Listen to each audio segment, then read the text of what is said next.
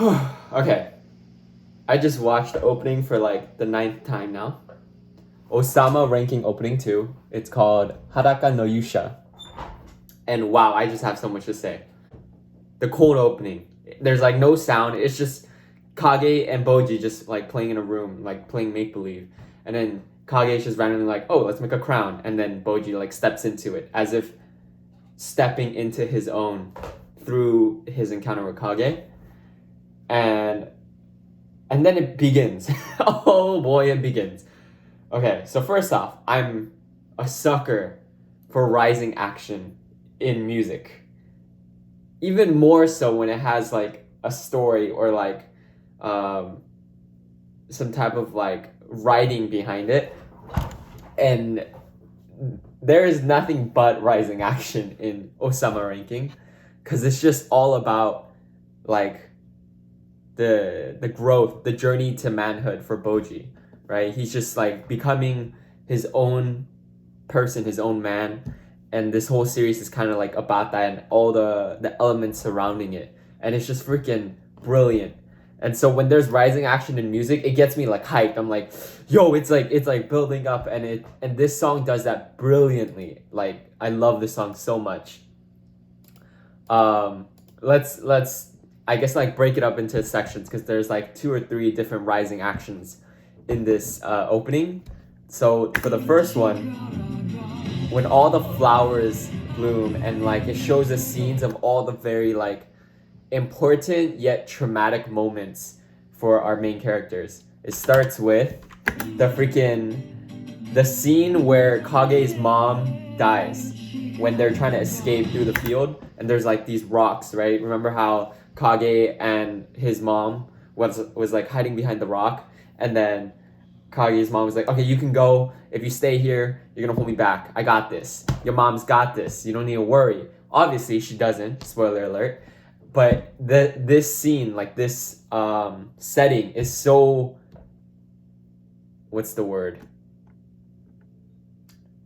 Specific. It's so momentous, I guess. No, that's not the right word. What am I trying to say? This setting has a lot of impact on Kage's life, and the way like time like travels forth. Oh, okay. There's like thoughts in my head that I'm trying to understand right now. It's as if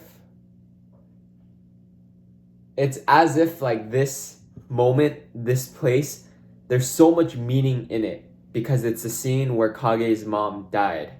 Yet the world still continues. And they show that by like the way the sun moves over it and the shadow just like quick times, like it just like moves forward in like an instant, as if to say like the world will keep on spinning even though you went through this like traumatic horrible event.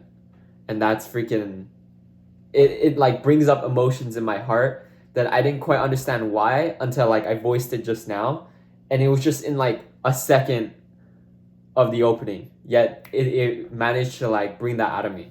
And then right after the diamond, I'm assuming this is the one where King Boss first like showed it to Hallinger, Halling, the queen mom. And so yeah, that's obviously like an important moment because that's how their like relationship began. And then, oh my goodness, at first I didn't actually understand what I was looking at here. The scene where all of Kage's people are strung up on like sticks or like spears, like pierced through, and they're all like corpses pretty much. Kind of like how like in Game of Thrones they put the head of their enemies or whatever on the spike. It's like that, but like it's so cartoonish, so it doesn't look that like horrific as opposed to like Game of Thrones where you're like, dang, it's a beheaded face. Yet it seems so gloomy because of like how they're basically like paper thin and they're just like a ragdoll corpse on these spikes. And it shows it from the perspective of someone on the ground looking up. And who other could that be but Kage in that little like doll thing looking up at the horseman riding away pretty much, or like riding past him, and he sees all of his like family and like people just strung up on these spikes. That's obviously a traumatic moment. And then I think the next moment is just basically the horsemen just pursuing Kage, pretty much. And then Boji just chilling. I'm assuming that's like, I guess the way of saying like while Kage was going through this, Boji was just living life. Yet we all know his living life was also pretty miserable. And oh, the lights in this like village as Boji's walking away, going on his journey. And this right here. Rising action, the mirror rises into like fixation. Yo, hello? Symbolism, anyone?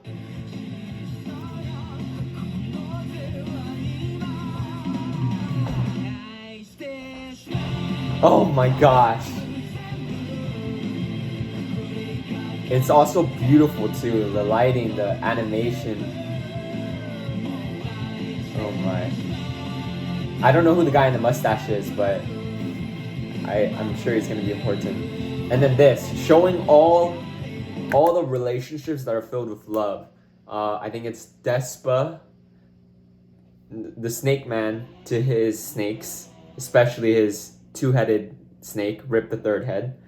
Kage and his mom, and then Boji and the queen, which is, I don't know if this has any meaning, but I just found it interesting that Despa, the snake man, and his snakes, they have no familial connections.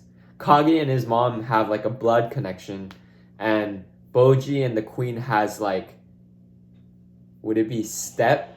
Yeah, like step familial connections. So it shows like 3 different ranges of like family almost. I don't know if that means anything. It could just be a coincidence, but I just found it interesting. Oh my goodness, and this. Okay, so anytime there's rising action and the main character goes like like in focus, like looks down, and like the camera pans into them, yo, it chills down my spine every time without fail, especially to this song. But this next scene right after the Boji like looking down, closing his eyes, I didn't understand what I was looking at first.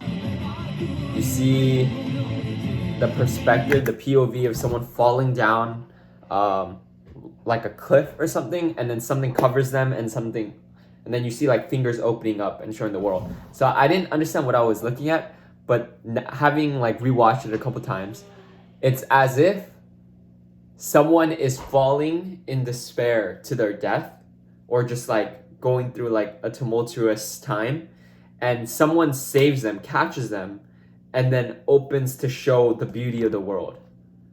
And how do I say this? Who else would it be, considering the fingers are so big compared to the POV of the person falling? It would obviously have to be Boji and his blood mom, the giant mom.